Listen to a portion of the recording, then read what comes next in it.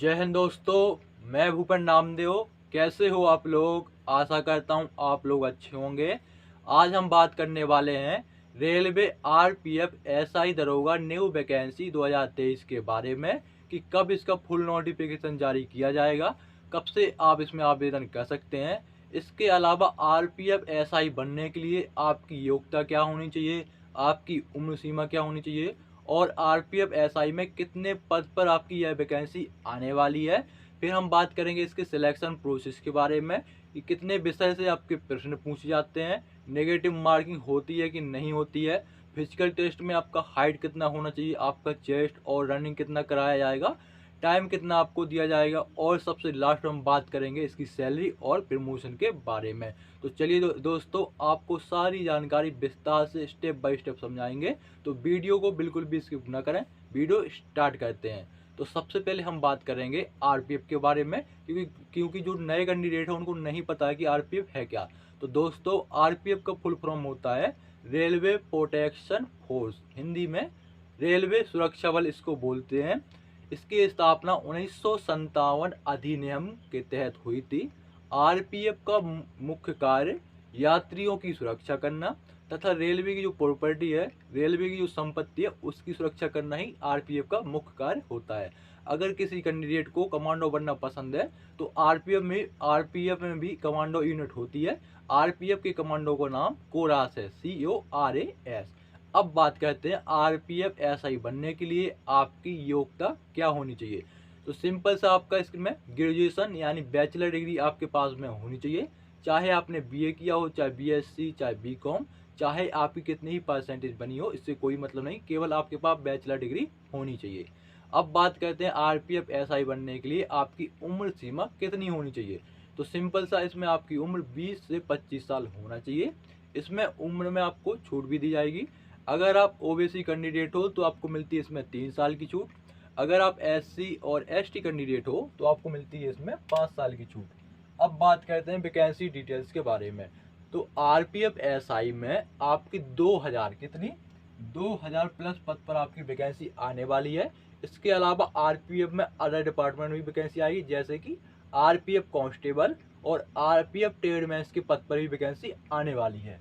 बात करते हैं एप्लीकेशन फीस के बारे में। तो अगर आप जनरल, ओबीसी, ईडब्ल्यूएस कैंडिडेट हो तो 500 रुपये लिए जाते हैं। अगर आप एससी, एसटी या महिला उम्मीदवार हो तो आपसे 250 रुपये इसमें लिए जाएंगे। अब बात करते हैं आपका नोटिफिकेशन कब जारी किया जाएगा, क्योंकि आपको पता है कि कई वर्षों से आपकी वैकेंसी नहीं आई हुई है और आपका अगले वर्ष अप्रैल 2024 में लोकसभा का प्रधानमंत्री वाला चुनाव है। तो आपके जितने भी डिपार्टमेंट में जितनी भी पोस्ट खाली हैं वो सारी भरी जाएंगी। तो आपका जो रेलवे की जो वैकेंसी आने के जो चांस है आपका आरपीएफ के, वो आपके दीपावली के टाइम पे नवंबर में, और ज़्यादा होगा तो आपका दिसंबर में 100% आ जाएंगे। क्योंकि आपका चुनाव के बाद तो वैकेंसी निकालेंगे नहीं, चुनाव के बाद ही निकालेंगे, क्योंकि सबको वोट चाहिए। ठीक है, तो आपका जो आरपीएफ एसआई का जो वैकेंसी आने के चांस है वो है आपके नवंबर दिसंबर में। किसी की बातों में मत पड़िए कि वो बोले कि नहीं आई, ये नहीं होगा, वो नहीं होगा। किसी के चक्कर में नहीं पड़िए। आपकी वैकेंसी 100% नवंबर दिसंबर में इसका नोटिफिकेशन जारी कर दिया जाएगा। तो आप अभी से तैयारी में लग जाइए और समझ लीजिए इसकी चयन प्रक्रिया के बारे में। तो इसमें सबसे पहले होता है आपका रिटन एग्जाम। रिटन एग्जाम में आपका 3 विषय से इसमें प्रश्न पूछे जाते हैं, जिसमें आपका GK GS plus current affairs के रहते हैं 50 प्रश्न, मैथ के रहते हैं 35 प्रश्न, रीजनिंग के रहते हैं 35, और आपके टोटल 120 प्रश्न इसमें रहते हैं, जो कि आपके 120 मार्क्स के रहते हैं। इस पेपर को सॉल्व करने के लिए आपको 90 मिनट का टाइम दिया जाता है। बात करें माइनस मार्किंग के बारे में, तो इसमें नेगेटिव मार्किंग होती है। नेगेटिव मार्किंग इसमें 1/3 यानी 1/3 की होती है। इसका मतलब अगर आप कोई 3 प्रश्न गलत करेंगे तो आपका 1 अंक काट लिया जाएगा और आपका पेपर ऑनलाइन यानी सीबीटी कंप्यूटर बेस्ड टेस्ट आपसे कराया जाएगा। अब बात करते हैं एग्जाम की लैंग्वेज के बारे में। तो आप हिंदी इंग्लिश में तो अपना पेपर दे ही सकते हैं। इसके अलावा अदर लैंग्वेज जैसे उर्दू, मराठी, उड़िया, तेलुगु, तमिल, कोंकणी, इसके अलावा जो आपकी स्टेट की लैंग्वेज है उनमें भी आप अपना पेपर दे सकते हैं। अब बात करते हैं सिलेबस के बारे में। तो अगर आप आरपीएफ एसआई का एग्जाम क्रैक करना चाहते हैं और इसके सिलेबस को अच्छे से कवर करना चाहते हैं तो आप SSC CGL आपका जो एग्ज़ाम होता है ग्रेजुएशन लेवल का, उसके पुराने मतलब प्रीवियस ईयर के क्वेश्चन पेपर और इसके प्रैक्टिस सेट लगाइए। इसके अलावा एक एग्ज़ाम और होता है SSC CPU SI का, उसके भी आप प्रैक्टिस सेट लगा सकते हैं और प्रीवियस ईयर के क्वेश्चन पेपर लगा सकते हैं, जो आपको आसानी से यूट्यूब में उपलब्ध हो जाएंगे। कोई कोर्स भी खरीदने की अभी कोई ज़रूरत नहीं है, जब तक आपकी वैकेंसी नहीं आती 2-3 महीने, 2 महीने सिंपल मान लीजिए, ज़्यादा नहीं 2 महीने, ठीक है।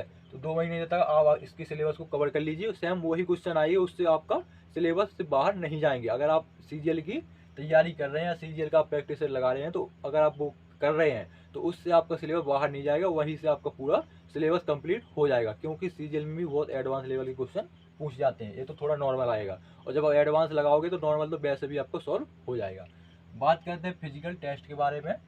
तो पुरुष उम्मीदवार की जो इसमें हाइट होना चाहिए वो 165 सेंटीमीटर होना चाहिए। अगर कोई पुरुष हाइट में छूट लेना चाहता है और वो SC ST कैटेगरी में आता है तो उसकी हाइट 160 सेंटीमीटर भी है तो भी इसमें अप्लाई करने के लिए एलिजिबल है। बात करते हैं महिला उम्मीदवार की हाइट। महिला उम्मीदवार की हाइट 157 सेंटीमीटर होना चाहिए। वहीं अगर कोई महिला SC ST में आती हैं तो उनकी हाइट 152 सेंटीमीटर भी है तो भी अप्लाई कर सकती हैं। बात करें चेस्ट, तो चेस्ट आपका 80 से 85 सेंटीमीटर होना चाहिए, 5 सेंटीमीटर आपके चेस्ट का फुलाव आना चाहिए। बात करें रनिंग के बारे में, तो पुरुष उम्मीदवार की इसमें 1600 मीटर की रनिंग कराई जाती है, 6 मिनट 30 सेकंड का आपको इसमें टाइम दिया जाता है। बात करें महिला उम्मीदवार की रनिंग के बारे में, तो महिला उम्मीदवार की रनिंग 800 मीटर की कराई जाती है और इनको 4 मिनट का टाइम दिया जाता है। बात करें लॉन्ग जंप के बारे में, तो पुरुष उम्मीदवार की लॉन्ग जंप 12 फीट की होती है और महिला उम्मीदवार की लॉन्ग जंप 12 फीट की होती है पुरुष की और 9 फीट की होती है महिला की। बात करते हैं हाई जंप की, तो पुरुष उम्मीदवार की हाई जंप 3 फुट 9 इंच की होती है और महिला उम्मीदवार की 3 फुट की आपकी हाई जंप कराई जाती है। बात करते हैं आपके वेट के बारे में, तो आपका जो वजन नापा जाएगा वो आपका एज के अकॉर्डिंग नापा जाएगा। अगर किसी कैंडिडेट का ज़्यादा वजन है तो, अगर नॉर्मल है तो उसका वजन मिनिमम 50 किलोग्राम होना चाहिए। बात करते हैं आपकी सैलरी और प्रमोशन के बारे में, तो आपका यह जॉब 4200 ग्रेड पे वाला जॉब है। तो आपको 4200 ग्रेड पे में जो आपकी सैलरी बनती है वो 35,400 रुपये बनती है।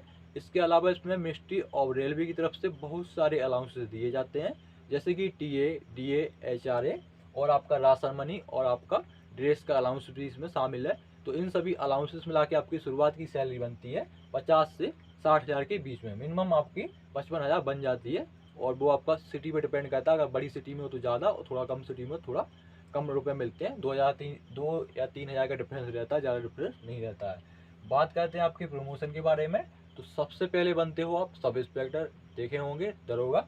उसके बाद बनोगे फिर आप इंस्पेक्टर। इंस्पेक्टर के बाद बनोगे आप सर्कल इंस्पेक्टर।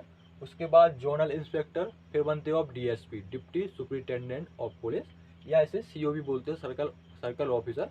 यहीं से आप रिटायर्ड हो जाओगे। बाकी जो आपके ऑफिसर रहते हैं वो आपके UPSC से चयन होकर आते हैं। तो ये थी जानकारी RPF SI से रिलेटेड। अगर आपको कुछ डाउट हो तो आप कमेंट बॉक्स में पूछ सकते हैं। आपका वैकेंसी 100% आ जाएगा और आप तैयारी में लगे रहिए। जय हिंद।